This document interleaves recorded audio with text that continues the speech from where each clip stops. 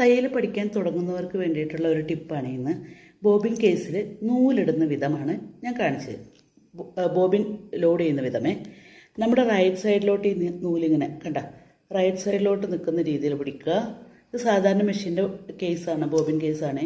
ഇങ്ങനെ ഇടുക, ഇതിലേ കടത്തി നമ്മൾ സാധാരണ ലോഡ് ചെയ്യുന്ന പോലെ ലോഡ് ചെയ്യുക. എന്നിട്ട് ഇങ്ങനെ തൂക്കി പിടിച്ച് നോക്കുക. തൂക്കി പിടിച്ച് നോക്കുമ്പം ഈ ബോബിൻ പുറത്തേക്ക് ചാടുന്നില്ലെങ്കിൽ ഇട്ടിരിക്കുന്നത് കറക്റ്റാണ്.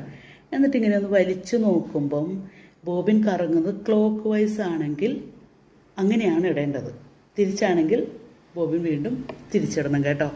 അതല്ലെങ്കിൽ നമ്മുടെ അടിനൂല് ഇങ്ങനെ എന്താ പറയുക, നമ്മൾ തയ്ക്കുമ്പം ആ നൂല് ശരിക്കും നിൽക്കില്ല, അല്ലെങ്കിൽ പൊട്ടിപ്പോകും. സ്റ്റിച്ച് ലൂസാവാനുള്ള സാധ്യതയുണ്ട്. എല്ലാവർക്കും മനസ്സിലായെന്ന് വിചാരിക്കുന്നു. അപ്പോൾ എല്ലാവരും ഇനി തയ്ച്ച് തുടങ്ങുന്നവർ ഇത് ശ്രദ്ധിക്കുമെന്ന് വിചാരിക്കുന്നു. ബൈ.